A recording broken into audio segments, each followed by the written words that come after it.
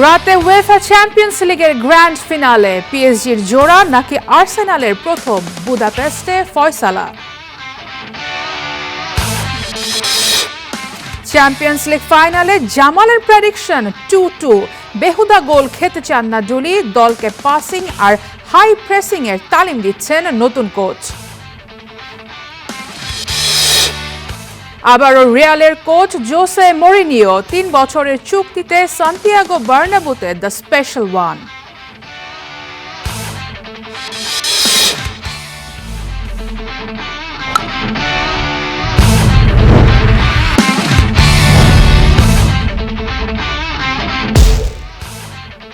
প্রতিটা ম্যাচ, প্রতিটা মুহূর্ত, জয়ের উল্লাস আর হারের নীরবতা।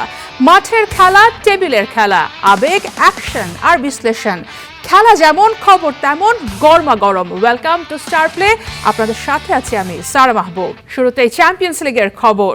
উয়েফা চ্যাম্পিয়ন্স লিগের ফাইনালে আজ রাতে মুখোমুখি হবে গতবারের চ্যাম্পিয়ন প্যারিস জার্মেই আর ইংলিশ জায়ান্ট আর্সেনাল।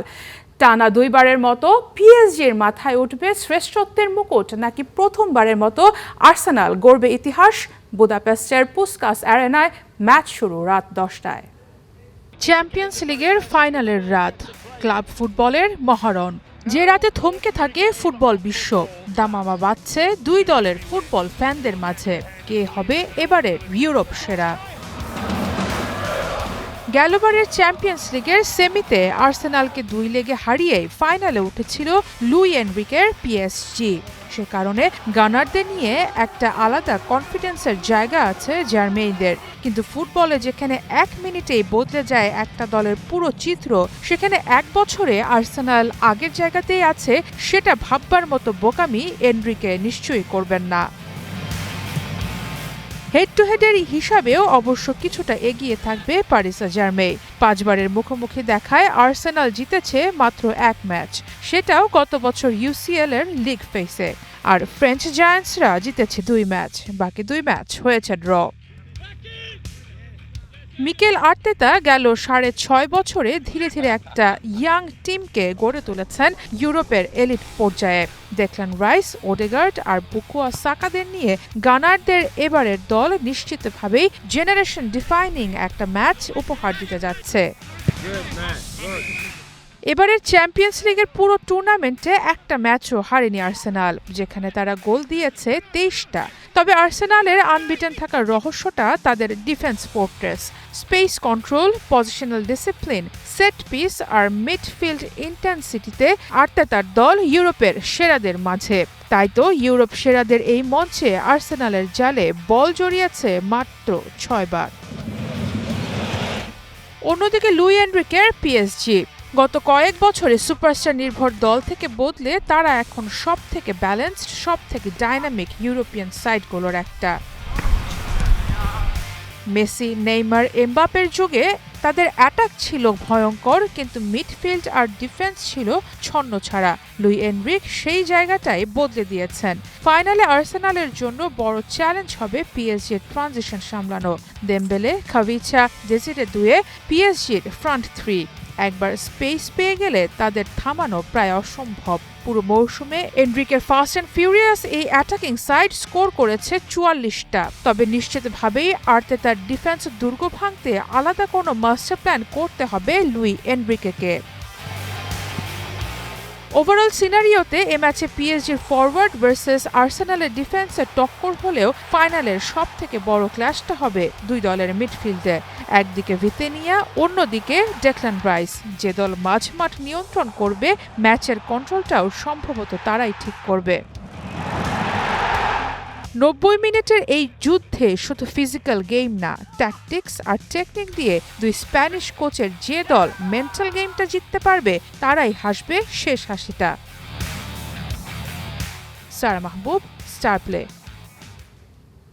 তারিক কাজী আর্সেনালের ফ্যান, তাই চ্যাম্পিয়ন্স লিগ ফাইনাল জামাল সহ দলের আরও 4-5 জনকে সাথে নিয়েই দেখবেন বাংলাদেশ দলের এই তারকা ডিফেন্ডার। ফাইনালে বার্সেলোনা না থাকায় কোনো দলকেই সাপোর্ট করছেন না জামাল। বাংলাদেশ অধিনায়ক বলছেন 2-2 গোলের ড্রতে শেষ হবে ম্যাচ। বাংলাদেশের নয়া কোচ টমাস টুলি নিজে টপ লেভেলের ফুটবল খেলেছেন বলেই খেলাটাকে ভেতর থেকে খুব ভালো বোঝেন বলে জানিয়েছেন জামাল ভুঁইয়া। ডিফেন্ডার ছিলেন বলে গোল খেতে একদম পছন্দ করেন না টুলি। ভিডিও সেশনে দলকে দেখিয়েছেন আগের ম্যাচগুলোতে কিভাবে সিলি গোল খেয়েছে বাংলাদেশ। আর কোনো বেহুদা গোল খাওয়া নয়, সেভাবেই দলকে তালিম দিচ্ছেন এই আমেরিকান কোচ। দলকে পাসিংয়ে ফুটবল খেলাতে চান ডুলি, সাথে প্রেসিংয়েও দিতে চান মনোযোগ। সবই দলের সাথে সাথে যোগ দিয়েছেন বলে রাতারাতি কোনো উন্নতির আশা না করার কথা বলছেন এই টমাস টুলি। যখন আমরা মিটিং করছি তো উনি আসলে অ্যানালাইজ দিয়ে শো করছে আমরা কিভাবে গোল কনসিভ করছি, ওইটা মেইন থিং, মানে যে সিলি গোলস আমরা মানে কনসিভ করছি এটা নিয়ে উনি শো করছে। আর সবচেয়ে ইম্পর্টেন্ট কথা, উনি গোল খাইতে চায় না, উনি ডিফেন্ডার ছিল, so he has a big knowledge about defending. টিমের কিছু আর্সেনাল ফ্যান্স আছে, তারেক উনি আর্সেনাল ফ্যান, সো উনি 4-5 জনকে ডাক দিছে আমরা একসাথে খেলা দেখবো। সো ইয়া, বাট আমি আসলে আমার কোনো প্রেফার টিম নাই। True. I have no clue. I mean, it's you have to understand. You're coming over here, and you have how many training sessions we had? 2 training sessions, maybe 3. So it's very difficult to know all the good players in the country.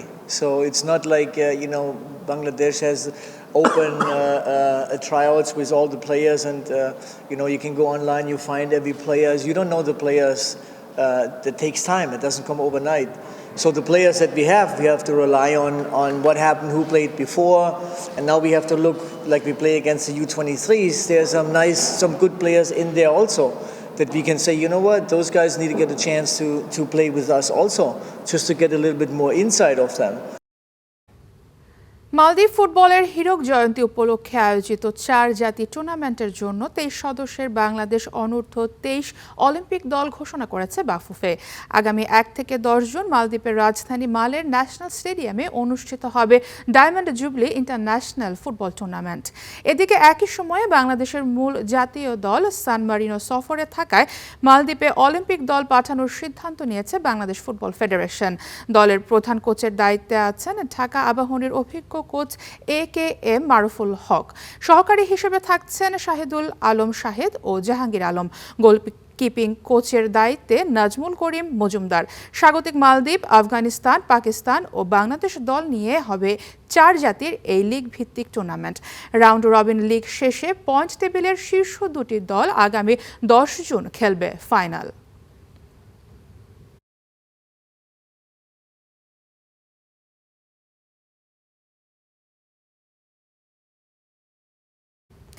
তিন বছরের চুক্তিতে আবারও Real মাদ্রিদের প্রধান কোচের দায়িত্বে Jose Mourinho.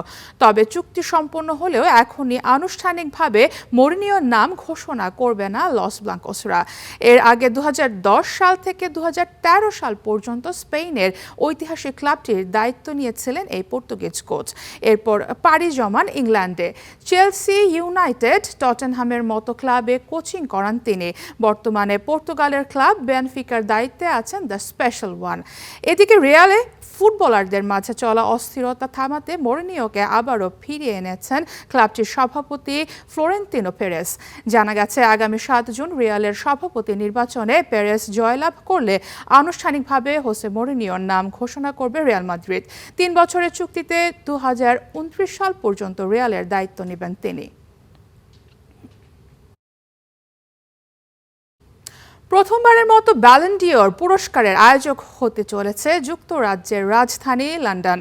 1956 সালে English footballer Stanley Matthews জিতেছিলেন এই পুরস্কার। 70 বছর পর তারই সম্মানার্থে নেওয়া হয়েছে এমন সিদ্ধান্ত। আগামী 26 অক্টোবর লন্ডনের জাঁকজমকপূর্ণ আয়োজনে অনুষ্ঠিত হবে ফুটবলের সবথেকে বড় এই অ্যাওয়ার্ড।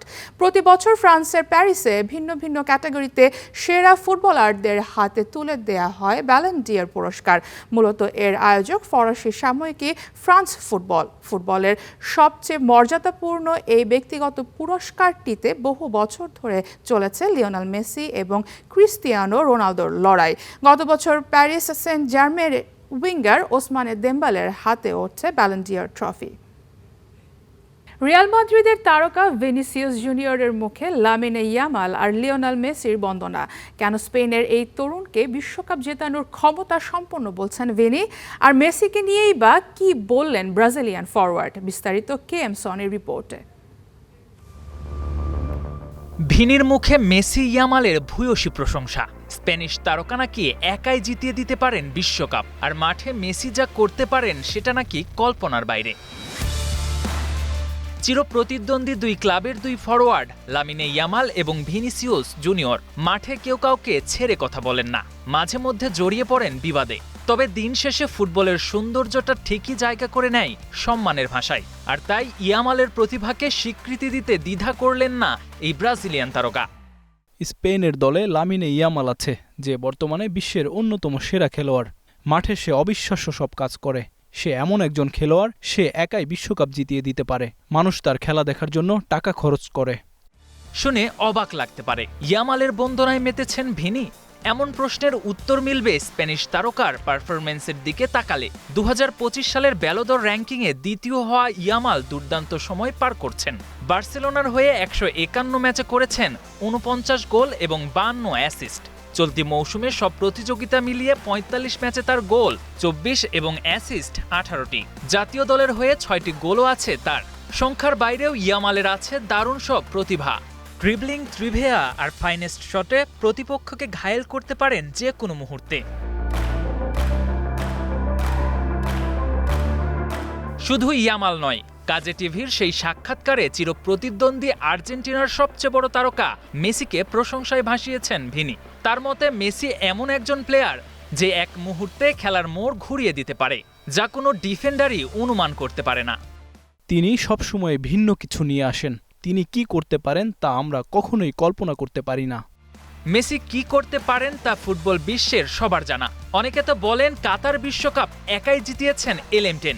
তাই আসন্ন বিশ্বকাপে মেসি থাকায় আর্জেন্টিনাকেও অন্যতম ফেভারিট বলছেন এই সেলেসাও তারকা। আমিও আর্জেন্টিনাকে বিশ্বকাপের অন্যতম ফেভারিট হিসেবে বেছে নেব, কারণ তারাই ছিল গতবারের চ্যাম্পিয়ন। তাদের দারুণ আত্মবিশ্বাস আছে এবং তাদের দলে মেসি আছেন। কর্ম নাকি মানুষের হয়ে কথা বলে, মেসির হয়ে কথা বলছে তার ফুটবলীয় নৈপুণ্য। KM Sony, star play. এবারের ওয়ার্ল্ড কাপে লিওনেল স্কালোনির আর্জেন্টিনা কতটা শক্তিশালী? মেসির দল কি শিরোপা ধরে রাখতে পারবে?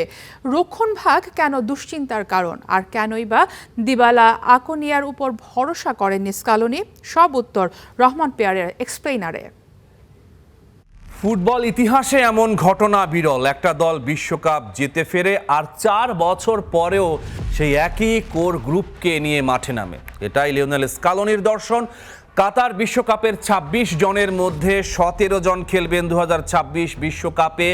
বাকিদের মধ্যে জিওভানি লো সেলসো ও নিকো গঞ্জালেস চোটের কারণে কাতার বিশ্বকাপে খেলতে পারেননি। তার মানে মূল কাঠামো প্রায় অক্ষুণ্ণ। মিডফিল্ড আর্জেন্টিনার গোপন অস্ত্র। আন্তর্জাতিক ফুটবলে মিডফিল্ড দিয়ে ম্যাচের চিত্রনাট্য লেখা হয়। আর্জেন্টিনার সেই চিত্রনাট্য এখন পৃথিবীর সেরাদের মধ্যে একটা। অ্যালেক্সিস ম্যাকঅ্যালিস্টার লিভারপুলের ইঞ্জিন রুমে বছরের পর বছর যে ডেপথ ও মার্কসম্যানশিপ দেখিয়েছেন, সেটা এখন আর্জেন্টিনার রং পরে মাঠে নামে। এনজো ফার্নান্দেজের বক্স টু বক্স ক্যাপাসিটি, অসাধারণ ডিফেন্সিভ ডিউটি থেকে শুরু করে অ্যাটাকিং রানে শেষ, পুরো স্পেকট্রাম জুড়ে কাজ করতে পারেন তিনি। রদ্রিগো দি পলের ওয়ার্ক রেট ও প্রেসিং ইন্টেন্সিটি প্রতিপক্ষকে নিঃশ্বাস নিতে দেয় না।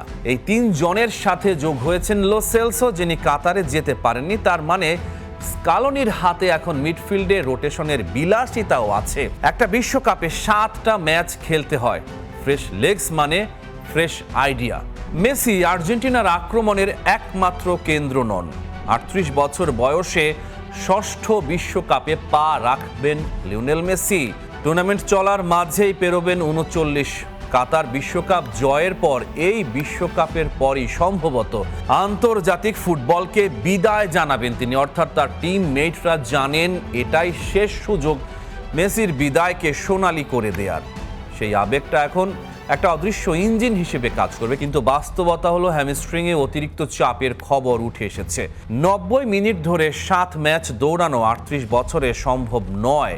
স্কালোনি তাই কৌশল বদলেছেন। মেসিকে এখন আর আক্রমণের একমাত্র কেন্দ্র ধরা হচ্ছে না, অ্যাটাক মেসির বাইরেও অপশন রয়েছে। কাতারে মেসি না জ্বললে আর্জেন্টিনা অন্ধকারে হাতড়াত। এবার সেই দুর্বলতা অনেকটাই কেটেছে। হুলিয়ান আলভারেজ এখন আর্জেন্টিনার আক্রমণের মেরুদণ্ড। আতলেতিকো মাদ্রিদে এই মৌসুমে তার পারফরম্যান্স ছিল দুরন্ত। তিনি মেসির রানিং করতে পারেন, সেন্টার ফরওয়ার্ড হিসেবে খেলতে পারেন, আবার নম্বর 10-এর ভূমিকায় নেমে লাউতারো মার্তিনেজের জন্য স্পেস তৈরি করতে পারেন। লাউতারো নিজে ইন্টার মিলানে যে ফর্মে আছেন তা ইউরোপের যে কোনো ডিফেন্সের কাছে আতঙ্কের কারণ। নিকো পাজ কোমোতে যা করেছেন, একজন ক্রিয়েটিভ প্লেমেকার হিসেবে তাতে সাব হিসেবে এসে ক্লান্ত ডিফেন্সকে ছিন্ন ভিন্ন করে দেওয়ার ক্ষমতা রাখেন। ভ্যালেন্তিন বার্কো হতে পারেন দি মারিয়ার লো-ফাই ভার্সন, উইং ধরে ছুটে যাওয়া, মাঝ মাঠেও চলে আসার ভার্সেটিলিটি। দি মারিয়ার শূন্যতা। আনহেল দি মারিয়া অবসর নিয়েছেন 2024 কোপা আমেরিকার পর। রোজারিও সেন্ট্রালে এখনো খেলছেন, কিন্তু নীল সাদা জার্সি আর পরবেন না। দি মারিয়ার বিশেষত্ব ছিল তিনি সুপারস্টারের ইগো ছাড়া সুপারস্টারের কাজ করতেন। দলের প্রয়োজনে right wing, left wing, second striker যেখানে বলা হতো সেখানেই নামতেন, এবং নকআউট পর্বে বড় ম্যাচে বড় গোল করাটা ছিল তার ট্রেডমার্ক। সেই ট্রেডমার্ক এখন ফাঁকা। বার্কো বা সিমিওনে হয়তো এক ভরাট করতে পারবেন, কিন্তু পুরোপুরি নয়। রক্ষণ, পুরনো কাঠামো, নতুন প্রশ্ন। স্কালোনি চেষ্টা করেছেন নতুন ডিফেন্ডার তৈরি করতে, কেউই বিশ্বাসযোগ্য বিকল্প হিসেবে উঠে আসেননি। ফলে কাতারের সেই ডিফেন্স লাইন প্রায় অপরিবর্তিত। ক্রিস্টিয়ান রোমেরো সেন্টার ব্যাকে ভরসার জায়গা, কিন্তু চোটের ইতিহাস আছে। ওতামেন্দি 38 বছরে এখনো লড়ছেন, কিন্তু কাতারে, অস্ট্রেলিয়া, নেদারল্যান্ডস ও ফাইনালে ফ্রান্সের বিপক্ষে আর্জেন্টাইন ডিফেন্স বারবার ভেঙেছে। দিবু মার্তিনেজের লাইন সেভ না থাকলে গল্পটা অন্যরকম হতে পারত। এবারও সেই একই রক্ষণ, বয়স আরো 4 বছর বেড়েছে। মাস্টার মাইন্ড স্কালোনি প্রাথমিক স্কোয়াডে দিবালার মতো তারকা সুযোগই পাননি। ফর্মের তুঙ্গে থাকা বুয়েন্দিয়া জায়গা করে নিতে পারেননি চূড়ান্ত দলে। কাতার বিশ্বকাপের পারফর্মার আকুনিয়াও বাদ। স্কালোনির সমালোচনা চলছে, কিন্তু ভুলে গেলে চলবে না স্কালোনি সেই কোচ যিনি জানেন তার দলে কোন পজিশনে কাকে দরকার। কোপা, বিশ্বকাপ, কোপাজয়ী কোচকে ইন্টারন্যাশনাল ফুটবলের অন্যতম সেরা কোচ হিসেবেই বিবেচনা করে দুনিয়া। ইতিহাসের সাথে লড়াই। 1962 সালে পেলের ব্রাজিল টানা 2 বিশ্বকাপ জিতেছিল। তারপর থেকে 64 বছরে কোনো দল এই কাজটা করতে পারেনি। প্রতিপক্ষরাও আর আগের মতো নেই। স্পেনের তরুণ দল ইয়ামালের হাত ধরে উজ্জীবিত, ফ্রান্স গভীরতায় অপ্রতিদ্বন্দ্বী, ব্রাজিল দুরন্ত গতিময়, ইংল্যান্ডের মিডফিল্ড শক্তিশালী, হট ফেভারিটের লিস্টে রয়েছে পর্তুগালও। কিন্তু এই আর্জেন্টিনা দলটা বিশেষ, কারণ শুধু ট্রফি জেতার অভিজ্ঞতা নয়, তারা জানে চাপের মুখে কি করতে হয়। পেনাল্টি শুটআউট, ইনজুরি টাইমে গোল, অতিরিক্ত সময়ে নার্ভ ধরে রাখা, সব পরিস্থিতিতে এরা টিকে থাকে। Rahman pair, star play. খেলাও থামবে না, খবরও না। প্রতিদিন দুপুর 1:30 আর রাত 8টায় স্টার প্লে। আপনার সাথে থাকবো আমরা।